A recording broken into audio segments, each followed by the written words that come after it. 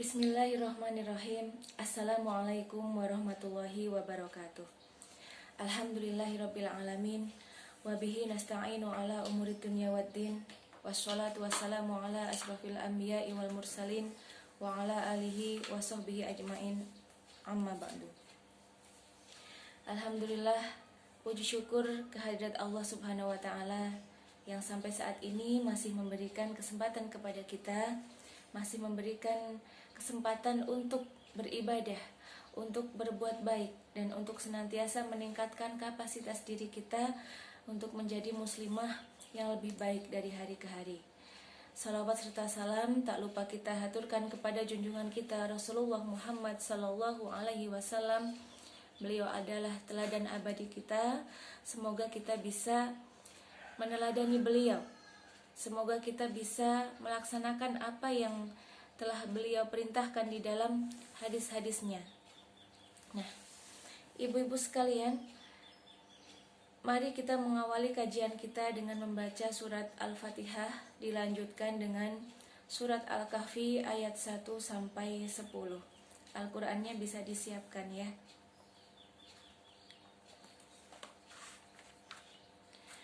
A'udzu billahi minasyaitonir rajim. Bismillahirrahmanirrahim.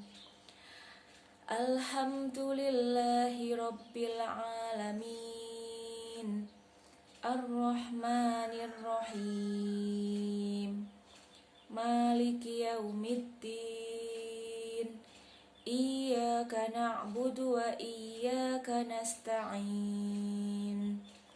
Ihdinas syiratal mustaqim. Syiratal ladzina an'amta 'alaihim ghairil maghdubi 'alaihim waladdallin.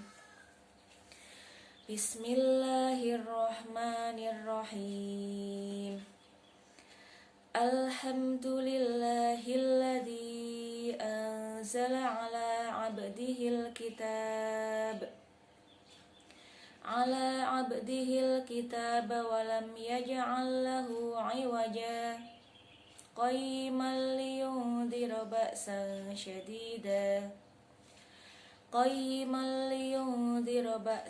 syadidan min ladunhu wa yubashshirul mu'minina alladhina ya'maluna sholihati anna lahum ajran hasana makithina fihi abada wa yunzirul ladhina qalu ittakhadallahu walada ma lahum bihi min ilmin wala liabaihim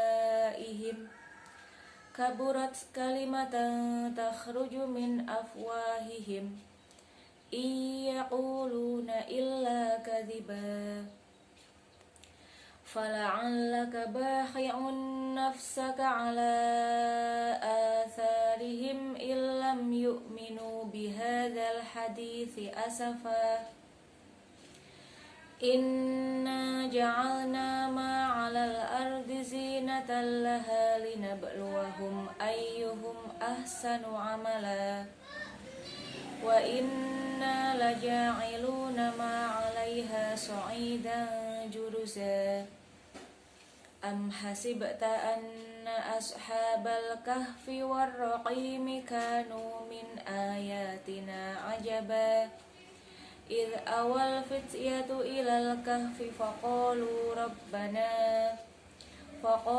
ربنا آتنا من لدنك رحمة وهيئ لنا من أمرنا رشدا. Shadaqallahul Adzim. Alhamdulillah, kita sudah mengawali kajian hari ini dengan membaca surat Al-Fatihah dan surat Al-Kahfi. Semoga dilancarkan sampai nanti akhir kajian kita. Nah, ibu-ibu sekalian, kita sampai saat ini masih diberikan ujian oleh Allah ya dalam kondisi pandemi seperti ini, maka kita semua harus senantiasa untuk menjaga diri kita, baik itu menjaga secara fisik ya ataupun juga secara jiwa kita ya, karena apa yang sedang kita alami ini memang membutuhkan perjuangan ya, perjuangan lahir dan perjuangan batin.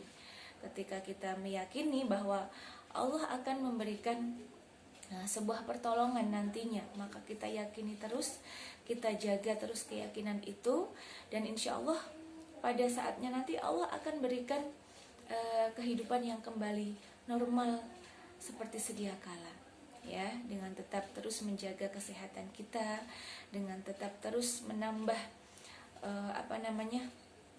kualitas ibadah kita ya, kita semakin mendekat kepada Allah ya, baik saya maupun ibu-ibu sekalian. Semoga kita bisa bersabar bersama, kemudian kita juga bisa menjalani hari-hari kita dengan penuh kesyukuran kepada Allah. Nah, seperti yang akan saya sampaikan pada hari ini, saya akan menyampaikan tentang macam-macam rizki yang patut disyukuri. Macam-macam rizki yang patut disyukuri.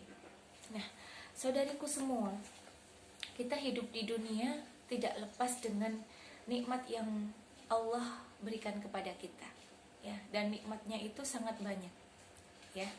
Nikmatnya sangat banyak, bukan hanya satu atau dua, tetapi sangat banyak sekali gitu ya. Sehingga memang kita perlu untuk mengetahui apa-apa saja sih ya, apa-apa saja nikmat Allah yang harus kita tahu ya, yang harus kita syukuri, sehingga kita bisa menjadi muslimah yang senantiasa bersyukur kepada Allah. Nah, di dalam kehidupan kita ini, kita harus senantiasa mengunggulkan kesyukuran kita kepada Allah Subhanahu wa Ta'ala, karena kita adalah hamba ya, karena kita adalah seorang abdi yang memang kita itu tidak apa-apa, bukan apa-apa tanpa Allah kasih sebuah kekuatan. Kita tidak akan menjadi manusia yang seperti saat ini kalau Allah tidak memberikan kesempatan kepada kita ya. Maka kita juga pasti akan mengingat bahwa lahirnya kita di dunia itu semata-mata karena izin Allah Subhanahu wa Ta'ala. Nah, tentang bab kesyukuran ini di dalam surat Ibrahim ayat 7, Allah menyampaikan, A'udzu billahi minasyaitonir rajim. Bismillahirrahmanirrahim. Wa ita'adzana rabbukum la in syakartum la azidannakum wa la in kafartum inna adzabi lasyadid. Dan ingatlah juga tatkala Rabbmu memaklumkan, sesungguhnya jika kamu bersyukur, pasti kami akan menambah nikmat kepadamu. Dan jika kamu mengingkari nikmatku, maka sesungguhnya azabku sangat pedih. Ini sudah biasa kita dengar, ini sudah biasa kita tahu, dan kita harus lebih memahami tentang makna atau pesan dari ayat tersebut. Allah lebih suka ya, dan Allah memberikan janji gitu ya, akan memberikan nikmat kepada orang-orang yang senantiasa bersyukur. Nah, salah satu cara untuk bersyukur itu yang paling bisa kita ucapkan dalam keseharian kita itu adalah mengucapkan hamdalah ya. Bagaimana hari ini?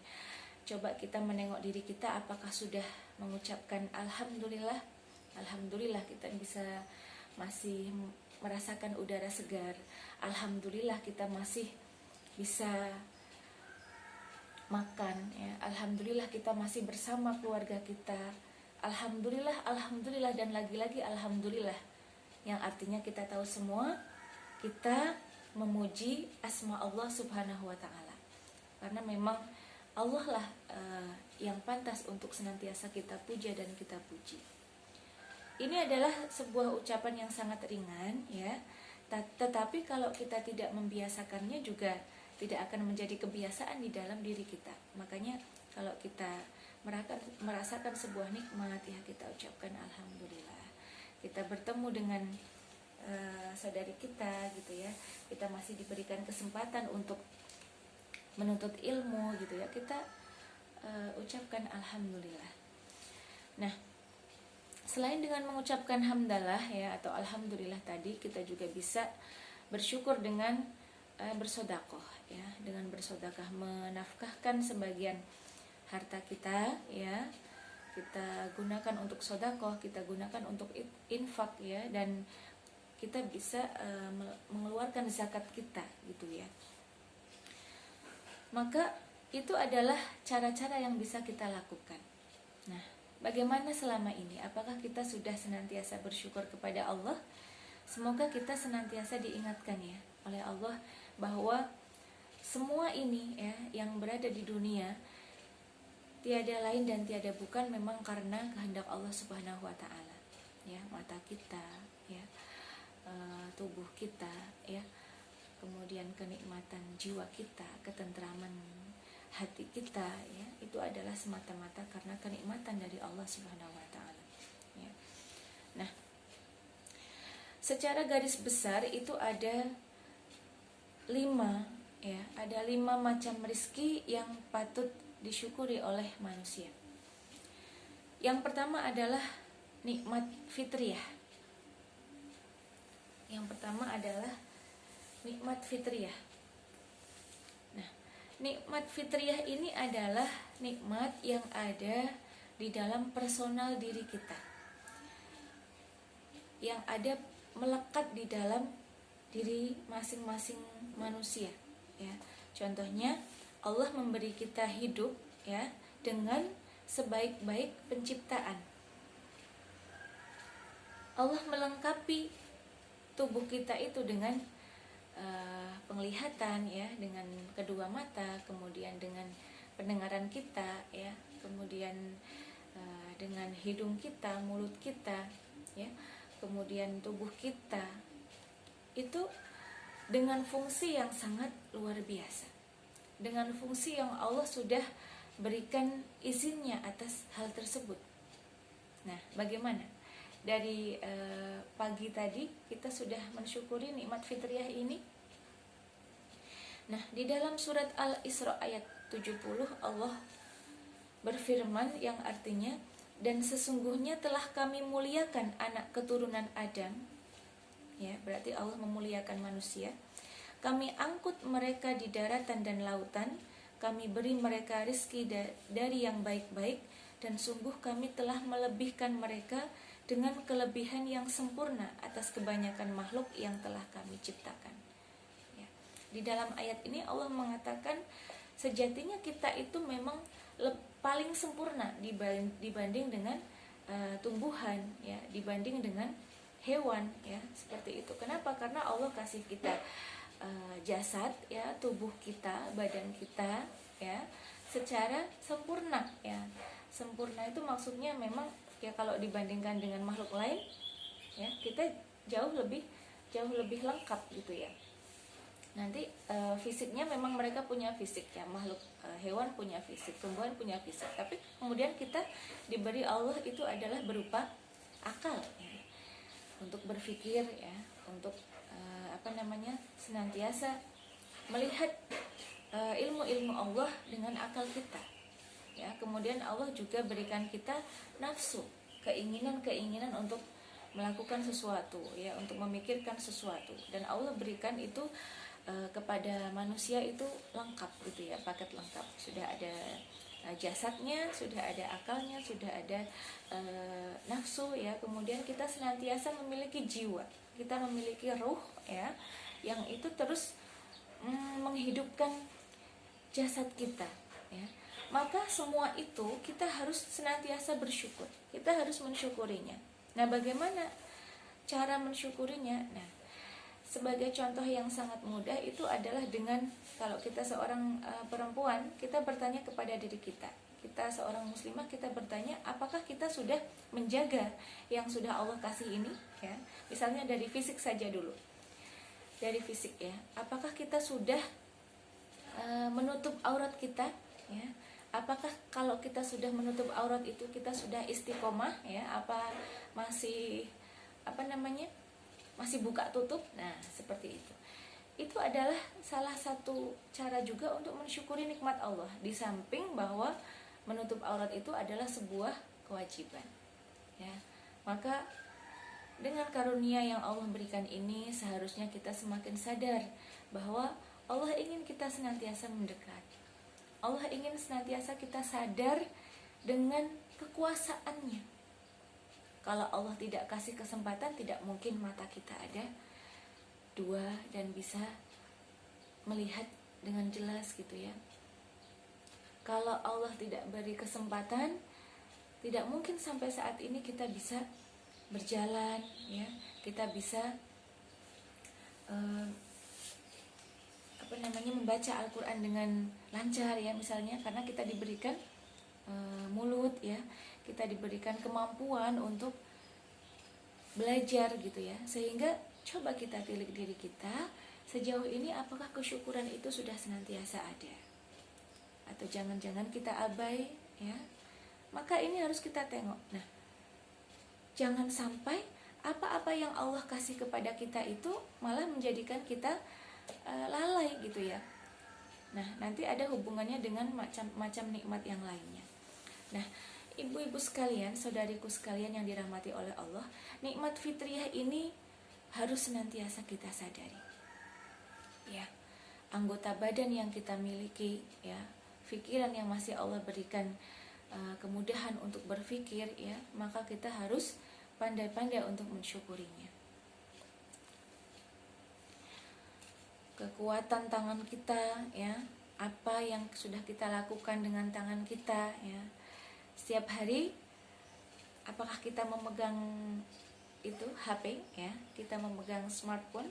Nah, apa yang kita lakukan dengan tangan kita ketika memegang benda itu? Maka harus ada kendalinya. Seandainya kita memegang sesuatu, ya, sesuatu itu bernilai kebermanfaatan atau lebih kepada kesia-siaan, maka kita harus terus bisa menjaga kendali atas badan kita, agar kita tidak meninggalkan kewajiban kita sebagai seorang muslimah, ya, agar kita tidak lalai dengan peran kita sebagai seorang ibu gitu ya. Maka ini menjadi pengingat bagi kita semua. Yang kedua adalah nikmat ikhtiariyah. Nikmat ikhtiariyah itu adalah nikmat yang kita peroleh atas usaha dari kita. Ya, ini bisa berupa harta, bisa berupa kedudukan, ya, bisa berupa ilmu yang melimpah, ya, jabatan, kendaraan, properti dan lain sebagainya. Nikmat-nikmat itu dilakukan oleh manusia itu dengan upaya, dengan kerja keras. Orang kalau ingin memiliki ilmu yang banyak, dia pasti akan berupaya untuk menuntut ilmu, ya. Orang kalau ingin memiliki harta yang banyak, dia pasti akan berpikir bagaimana caranya, ya, kemudian dia melakukan upaya-upaya agar bisa mengumpulkan harta tersebut, ya, yang mana nanti untuk penggunaannya tentu masing-masing akan berbeda gitu ya. Kemudian kalau orang ingin mendapatkan ini dan itu, ya, itu juga semuanya pasti akan ada upayanya, ada kerja keras yang dilakukan oleh diri kita, ya, oleh manusia. Nah, tetapi Allah kemudian memberikan sebuah peringatan kepada kita di surat Al-Kahfi ayat 46. Al-malu wal banuna zinatul hayatid dunya wal baqiyatus sholihatu khairun inda rabbika thawaba wa khairun amala. Harta dan anak-anak adalah perhiasan kehidupan dunia, tetapi amalan-amalan yang kekal lagi soleh adalah lebih baik pahalanya di sisi Rabbmu serta lebih baik untuk menjadi harapan. Maka ini memberikan pembelajaran kepada kita dengan segala yang sudah kita capai, dengan segala yang sudah kita dapatkan sampai detik ini, apakah sudah memberikan kesyukuran kepada kita? Apakah amalan-amalan kita kepada Allah, ibadah kita kepada Allah juga tetap bisa dilakukan, ya, tetap bisa kita menjalankannya sebagai seorang muslim, ya. Kalau Allah menghendaki kita untuk senantiasa sholat, untuk senantiasa puasa, untuk senantiasa melakukan amal soleh yang lainnya, maka hal itu sesungguhnya lebih baik dibanding dengan apa-apa yang kita upayakan atas diri kita tadi, ya, harta kita, jabatan, ya, kemudian ilmu kita, seperti itu. Allah katakan lebih baik pahalanya, ya, amalan-amalan yang kekal lagi soleh itu lebih baik pahalanya. Maka kita bisa menjadikan apa yang kita capai itu sebagai jalan ketakwaan kita, harta kita sebagai jalan takwa, itu bagus, ya. Kedudukan kita sebagai jalan takwa itu bagus, ya. Kenapa kita bisa mengatakan hal itu sebagai jalan takwa, ya? Coba kita lihat gitu, ya. Kalau misalkan kita ingin menyantuni anak yatim misalkan gitu, ya, atau kita ingin memberikan santunan kepada orang miskin, kita butuh harta, tidak? Nah, maka disitulah jalan ketakwaan kita melalui harta. Nah, simpelnya seperti itu. Nah, belum dengan kedudukan, jabatan, dan lain sebagainya, hendaknya itu dijadikan sebagai jalan ketakwaan kita. Makanya kita berharap atas apa yang kita dapatkan sampai saat ini itu agar bisa menjadi keberkahan, ya. Allah ridho atas upaya kita, atas kerja keras kita. Kemudian kemudian yang ayat yang ketiga itu adalah nikmat alami. Nikmat alami itu adalah nikmat alam yang ada di sekitar kita, dan ini juga harus kita syukuri. Adanya air, ya, adanya udara, ya, adanya pegunungan, adanya laut, ya, dan lain sebagainya. Itu harus senantiasa kita bersyukur kepada Allah. Ya Allah, terima kasih, ya Allah, terima kasih Engkau telah memberikan kemudahan-kemudahan, ya, dalam kita melaksanakan kehidupan kita. Contohnya adanya nikmat air. Bagaimana kalau tidak ada air, ya? Kita untuk membersihkan badan susah, ya. Kita untuk mencuci perabotan kita di rumah juga susah, dan lain sebagainya. Nah, tetapi kadang manusia lalai untuk mensyukuri nikmat alami. Manusia akan sadar itu kadang ketika diingatkan dengan musibah. Maka sudah seharusnya kita tidak perlu menunggu diberikan musibah oleh Allah baru kemudian kita bersyukur.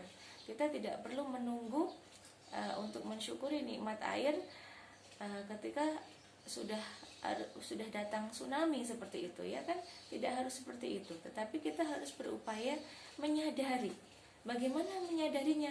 Kita peka dengan alam kita, ya.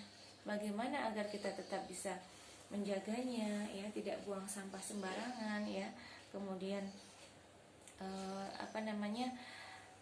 memberikan kesadaran kepada diri kita, juga orang-orang terdekat kita, untuk tadi, ya, untuk senantiasa menyadari, ya. Tidak boleh bahwa kemudian adanya nikmat alam yang Allah berikan ini kita tidak tahu bahwa ini adalah nikmat dari Allah, gitu, ya. Kita sangat beruntung menjadi manusia karena Allah kasih semuanya. Tetapi kalau kita tidak sadar, ya kita akan susah untuk mensyukurinya. Nah, dan banyak di dunia itu terjadi kerusakan, gitu, ya, akibat ulah manusia sendiri. Nah, semoga kita tidak menjadi yang seperti itu. Di dalam surat Ar-Rum ayat 41, telah nampak kerusakan di darat dan di laut disebabkan karena perbuatan tangan manusia, supaya Allah merasakan kepada mereka sebagian dari akibat perbuatan mereka agar mereka kembali ke jalan yang benar, ya. Jadi sebagian juga seperti itu, baru mereka sadar, ya, baru manusia sadar bahwa hal itu adalah salah, ya. Yang seharusnya kita jaga malah kita rusak sendiri, itu alam, gitu, ya. Nah, kemudian yang keempat itu adalah nikmat diniyah. Nikmat diniyah itu adalah nikmat kita dalam beragama. Menjadi seorang muslim itu adalah nikmat, ya. Menjadi seorang muslim adalah nikmat. Kita bersyukur, ya, atas karunia keimanan kita, ya. Karena amalan-amalan kita nanti akan Allah balas, ya. Amalan-amalan kita itu Allah akan berikan janji, gitu, ya, bahwa semua itu tidak akan sia-sia, tetapi Allah akan memberikan syurganya, Allah akan memberikan pahalanya, gitu, ya. Nah, maka kita harus tetap dalam keimanan kita, ya. Apapun kondisinya, seberat apapun ujian kita, jangan sampai kita berpindah keimanan. Kalau kita sudah Islam, ya. Jangan sampai kita kemudian tergoda atau merasa kok di agama yang lain begini gitu ya. Nah, maka keimanan kita itu harus senantiasa kita jaga. Di dalam Al-Baqarah ayat 217, barang siapa yang murtad di antara kamu dari agamanya lalu dia mati dalam kekafiran, maka mereka itulah yang sia-sia amalannya di dunia dan di akhirat, dan mereka itulah penghuni neraka, ya, dan mereka itulah penghuni neraka, mereka kekal di dalamnya. Kemudian yang terakhir itu adalah nikmat ukhrawiyah. Nikmat ini adalah nikmat akhirat, ya. Kita memang sekarang masih berada di dunia, tetapi kita bisa mensyukuri nikmat tersebut. Kenapa? Karena itu adalah sebagai nikmat yang akan kita rasakan nanti, gitu ya. Nikmat yang bisa menjadikan motivasi kehidupan kita di dunia. Kita pasti tahu ya, segala amal soleh kita ya akan mendapatkan balasan dari Allah. Itu adalah termasuk balasan dari Allah yang di akhirat, itu adalah termasuk nikmat ukhrawiyah, ya. Maka kita bersyukur, ya, Allah sudah memberikan janji itu kepada kita, ya, sehingga kita kan jadi bersemangat. Oh, kalau kita menyantuni anak yatim itu nanti kita di surga akan bersama Rasulullah, gitu ya. Bahkan jaraknya itu antara jari tengah dan jari telunjuk, seperti itu, ya. Kemudian kalau misalkan kita rajin membaca Al-Quran, ya, maka nanti balasannya itu kita akan bisa menduduki di surga itu, kita akan dinaikkan oleh Allah, gitu ya. Kita menjadi orang-orang yang senantiasa disebut oleh penduduk langit, seperti itu. Maka kita rasakan itu adalah sebagai sebuah nikmat. Allah akan memberikan itu, gitu ya. Sehingga mari kita banyak-banyak untuk lebih bersemangat lagi untuk menggapai nikmat ukhrawi tadi, ya. Dan kita masih punya kesempatan karena kita masih diberikan kehidupan, karena kita masih bisa bernafas, ya. Di dalam surat Ali Imran ayat 145, barang siapa menghendaki pahala dunia, niscaya kami berikan kepadanya pahala dunia itu. Dan barang siapa menghendaki pahala akhirat, kami berikan pula kepadanya pahala akhirat itu. Dan kami akan memberikan balasan kepada orang-orang yang bersyukur, ya. Nah, saudariku semua, ibu-ibu yang dirahmati oleh Allah Subhanahu wa taala, mari senantiasa kita ingat-ingat apa yang sudah kita lakukan selama ini, sejauh ini dalam usia kita, sejauh mana kita telah bersyukur kepada Allah. Kalau kita bersyukur, Allah akan menambah nikmat kita, ya. Jangan sampai ya kita menjadi pribadi yang lalai, ya. Jangan sampai kita mengatasnamakan semua kenikmatan itu adalah karena upaya kita. Padahal sejatinya semua itu karena kuasa Allah, ya. Karena Allah ridho, Allah mengizinkan kepada kita, ya. Sehingga mari kita terus menyadarkan diri kita.